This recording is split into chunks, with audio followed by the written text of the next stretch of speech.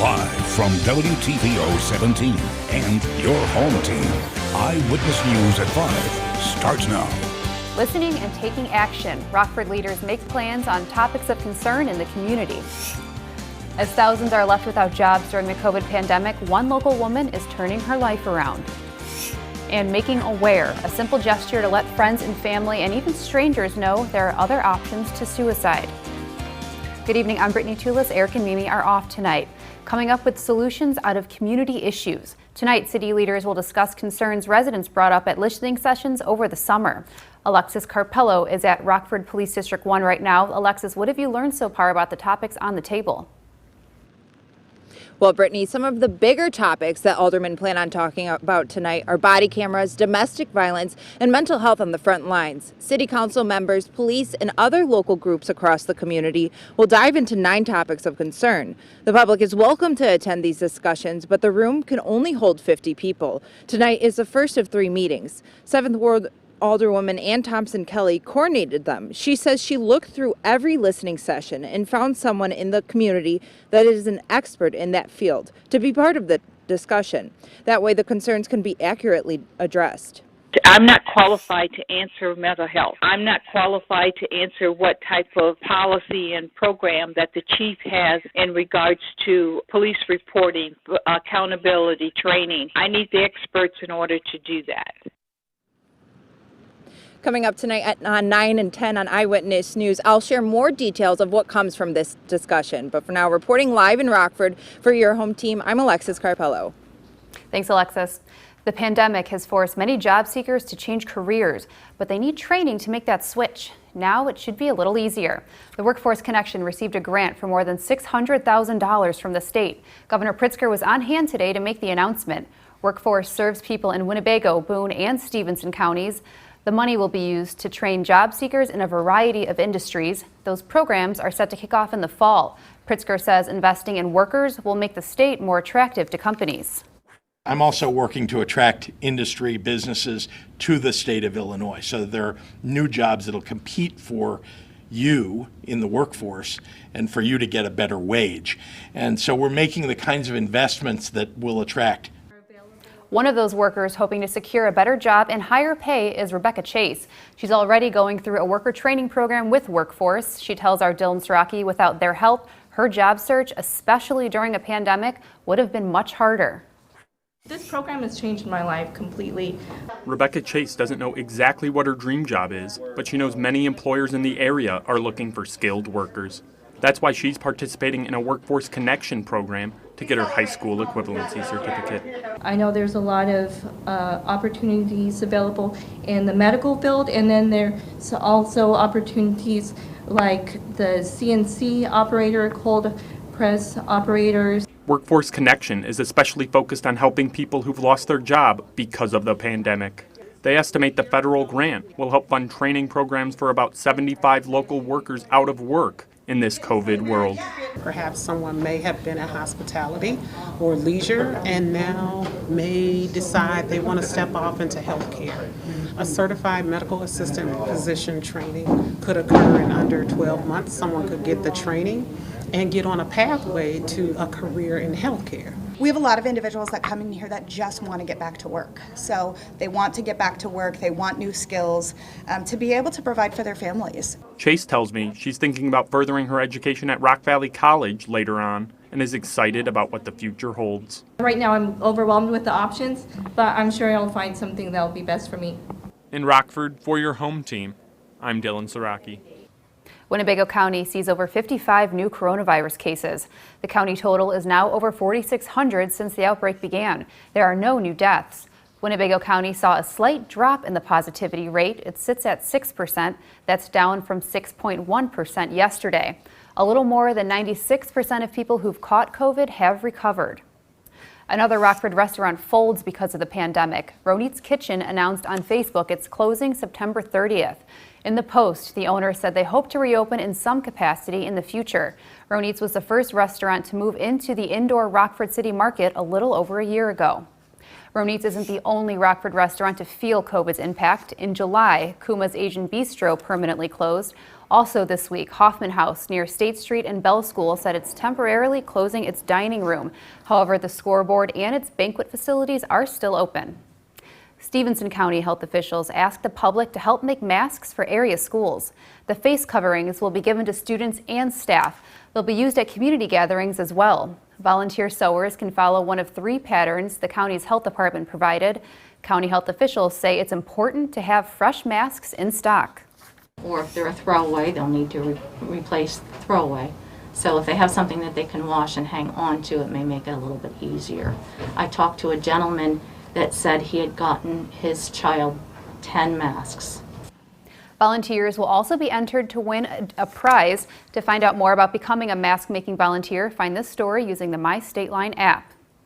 As kids head back to school, Senate Democrats are calling on the FCC to make the internet more affordable. The worry is because many students are learning from home, many are already at a disadvantage. Basil John is keeping you connected to the nation's capital. Broadband is an economic necessity. Virginia Senator Mark Warner wants the FCC to expand the program that helps low-income Americans access the internet. If there's one thing we need to do, we ought to be expanding both broadband's reach and its affordability. Instead of expanding, the FCC is actually proposing cutbacks, but Warner says taking away from the Lifeline program will only lead to more difficulties, especially with school starting. Let's just continue it now. If there needs to be reforms, let's reform it after we have a vaccine. But let's not cut off this access at this critical time. The FCC says it spent months asking for more funding and blames Democrats for failing to work with Republicans on a solution.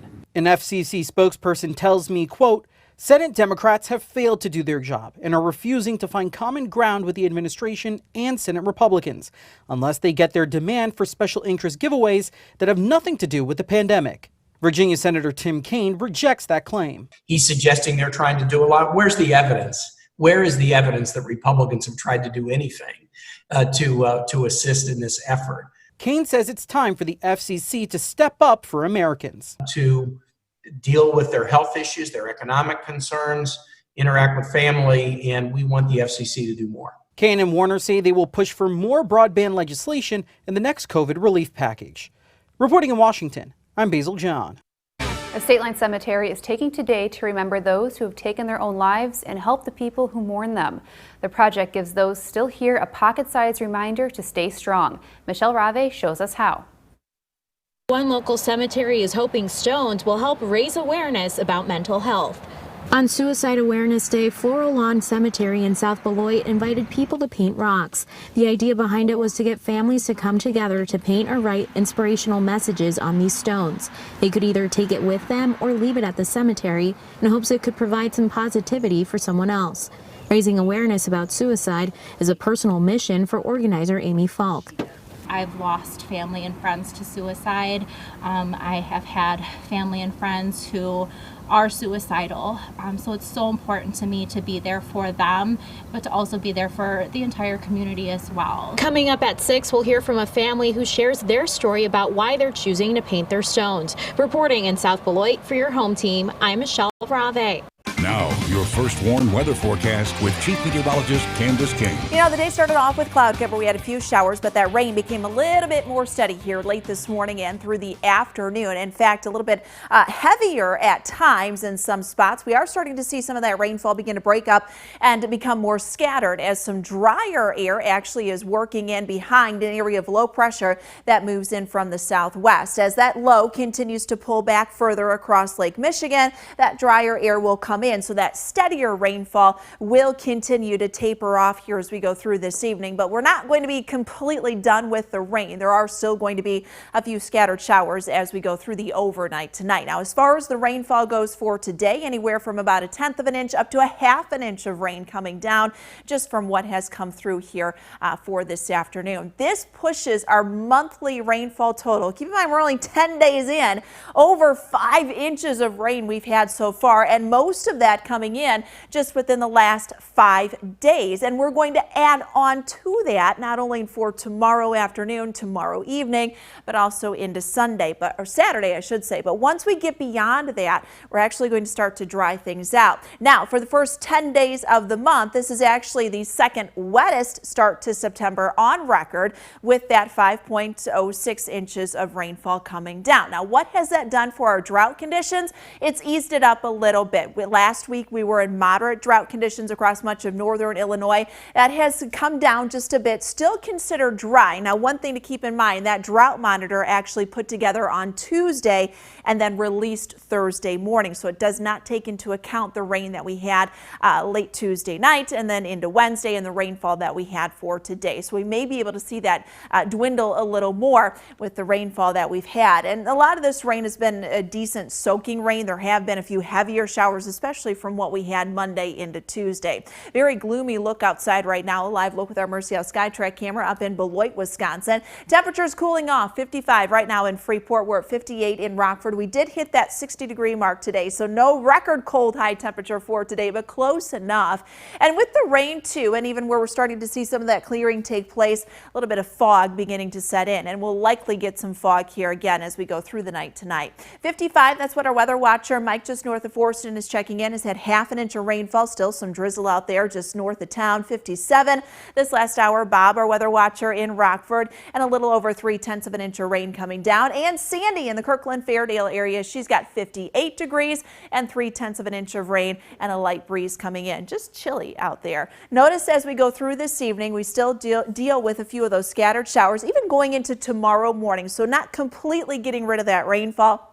And I wish I could say that we would see more sunshine tomorrow, but that's not going to be the case. I think we'll still be thick in the cloud cover. Rain actually is going to increase Friday night into Saturday, so we'll see that steady rain start to pick up as we go during the first half of the day on Saturday. Little bit of a break Saturday evening, and then a few additional showers likely Saturday night. So we'll add on to that another 1/4 to 3/4 of an inch of rain from what comes down on Friday and then during the day on Saturday. So let's talk temperatures for tonight. We're down to 51 degrees, still chilly out there. Again, that steady rainfall from this evening becomes more scattered. We'll see that again going into the afternoon tomorrow. Bump down that temperature for tomorrow to 66 degrees, and a few spots may even stay in the lower 60s. But we're up to 71 on Saturday. Still Sunday looks like to be a better day. Actually, we got to change some of those icons there. No thunderstorms on Sunday, and then drier as we head into next week. Now,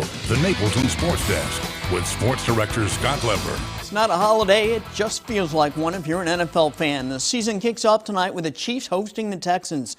Couldn't be a more enticing opener. You got the Super Bowl champs and two of the most gifted young quarterbacks in the league ready to go, Patrick Mahomes and Deshaun Watson.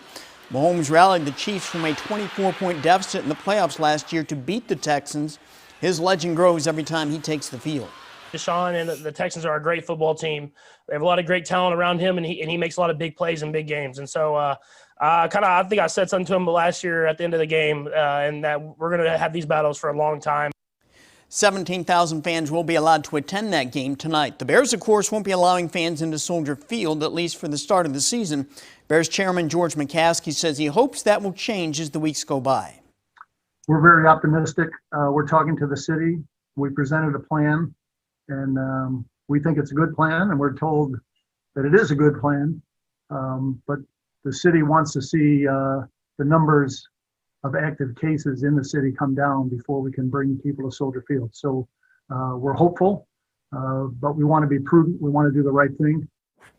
Robert Quinn again did not practice for the Bears today. Khalil Mack was limited with a sore knee. The good news is David Montgomery was a full participant, so he should be ready to go on Sunday.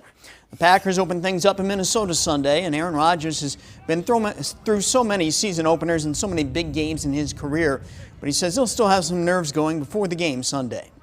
I don't know how you can play this game and not get butterflies before every game. It's maybe a little bit more in the first game, but it's that excitement.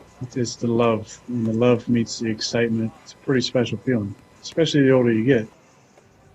The White Sox will be without Dallas Keuchel a little while longer. He's been placed on the 10-day injured list with back spasms. He's been the Sox most consistent starter. He's 6-2 with an ERA of 2.19.